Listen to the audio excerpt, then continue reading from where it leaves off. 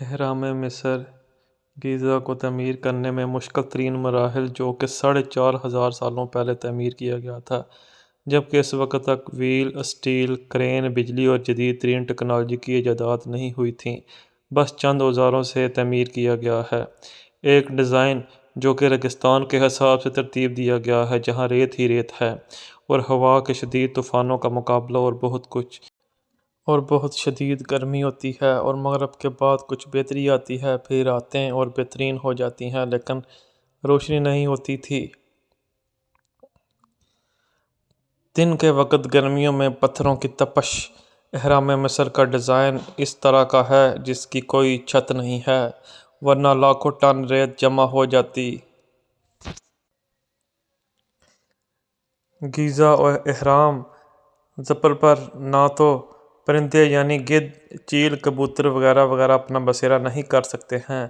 کشتیوں کا ڈیزائن پتھر جو کہ 2 سے 100 ٹن تک یا کچھ کم کے حساب سے ڈیزائن کیا گیا ہے، پھر اچھی لکڑیوں کا انتخاب اور مہارت سے تیار کرنا، پلیٹ فارم کو تیار کرنا، لوڈنگ اور ان لوڈنگ، وہ بھی خاص طور پر گرمیوں میں رسیوں کا ڈیزائن تیار کرنا، وہ بھی خاص پتھروں کے لیے۔ آج کل اسٹیل وائر رسیوں کا استعمال کیا جاتا ہے۔ دریا نیل سے نہروں کے لیے کھدائیاں اور فاؤنڈیشن بھی شامل ہے۔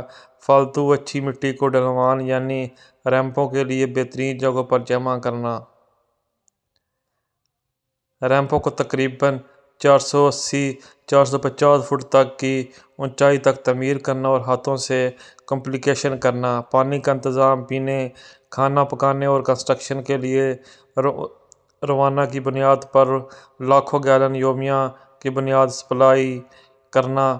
ٹرانسپورٹیشن 250 کلومیٹر تورا کے مقام سے چولنے کے پتھروں اور 500 یا کچھ زیادہ کلومیٹر گرے نائٹ کے لیے اسوان کے مقام سے 1 لاکھ ورکر کے لیے کھانا تیار کرنا، ورکرز کے لیے دلکش رہائشی کالونیاں تیار کرنا، بارشوں میں ریمپوں سے مٹی کا بہہ جانا اور اس کی مجموعی طور پر مرمت کا کام کرنا، بھاری پتھروں کو گھسیٹتے ہوئے صحیح جگہوں پر منتقل کرنا، چاہے سلوپ ہو یا ورٹیکل۔